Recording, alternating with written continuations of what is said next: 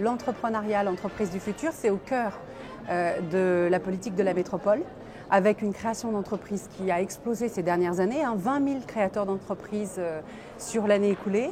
Donc c'est un vrai challenge et c'est surtout un vrai challenge, non seulement d'accompagner la création d'entreprises, mais l'accompagnement pour que les entreprises perdurent, et puis d'accompagner aussi tous ces nouveaux usages qui créent du service, l'accompagnement avec la fluidité qu'on va avoir, le service avec les nouvelles données, et tout ça, c'est d'armer un peu aussi les entrepreneurs qui parfois, au-delà des statuts juridiques, du financement ou du lieu, ont aussi besoin d'intégrer une communauté d'acteurs, un réseau qu'ils n'ont pas forcément.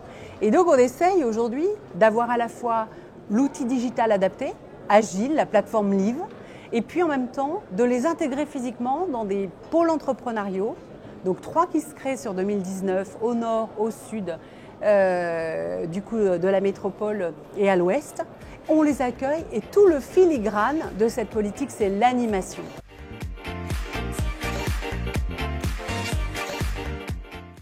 Je ne sais pas si les politiques changent de posture, mais je pense que la société aussi change de posture. Je pense qu'aujourd'hui, l'entrepreneuriat doit continuer à être valorisé. C'est une richesse, c'est une valeur sûre.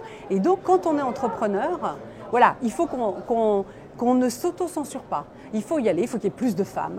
Il faut aussi qu'on puisse considérer que c'est possible de se tromper, c'est possible de recommencer. Mais il faut que l'ensemble des acteurs, et notamment la métropole de Lyon qui s'investit fortement depuis une quinzaine d'années, elle-même s'est remise en question, elle s'est challengée sur sa politique d'accompagnement et elle l'a complètement remise à plat, mais pas en décidant dans le service, en la construisant avec les entrepreneurs. Et ça, je pense que c'est important.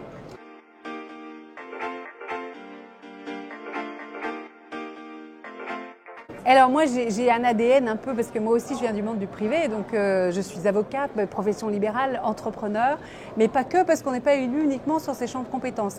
Mais c'est vraiment, je pense aujourd'hui, d'accompagner, d'instiller aussi aux plus jeunes cette culture de l'entrepreneuriat, de dire qu'aujourd'hui, je me souviens d'un sondage il y a 30 ans où 3/4 des collégiens voulaient être fonctionnaires et 80% de leurs parents voulaient qu'ils soient fonctionnaires.